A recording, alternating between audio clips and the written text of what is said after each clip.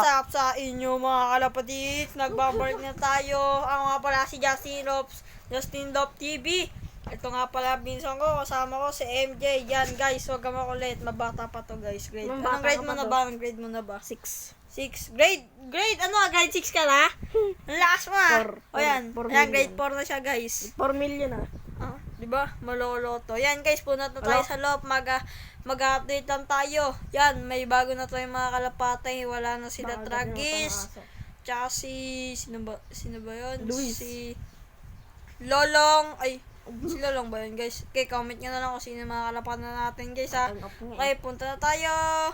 Oo, tulungan mo. Paano ba yun? Okay, mamaya na. Yan, what's up tayo sa mga kalapatis dyan. Ito na nga po, may bago tayong mga kalapatay. Andito naman tayo. Yan guys. Ito nga pala. Yan guys, may mga itlog na siya. At yung isang itlog guys, bukas papipisa sa 13 tsaka sa 14. Ito. Papakilala ko nga pala sa inyo. Ito nga pala yung tinatawag na pang racing na kalapate, racing pigeon. Yun na yun. Yan nga pala, ito mga pala si Good Girl kasi ito hindi nanunuka. Ito po yung naglilimlim na si Bad Boy. Kaya tinawag ko po siyang Bad Boy. Pwesto na natin dyan. May pwestuhan agad. Pre. Yan. Yan guys, kaya tinawag ko siyang Bad Boy. Tingnan nyo to. Parang ano lang to, yung sa kay Dabber Gods. Yan o, yung panggalit na kamay. Ito guys, parang ganyan. Dabo na yun. Ano. Yan guys, ayaw manuka ah. Oy. Di na guys, namamara ko pa to. Kahit buhat mo na. Guys, namamara ko pa. Aray. Yan guys, nabisit na siya. Ano.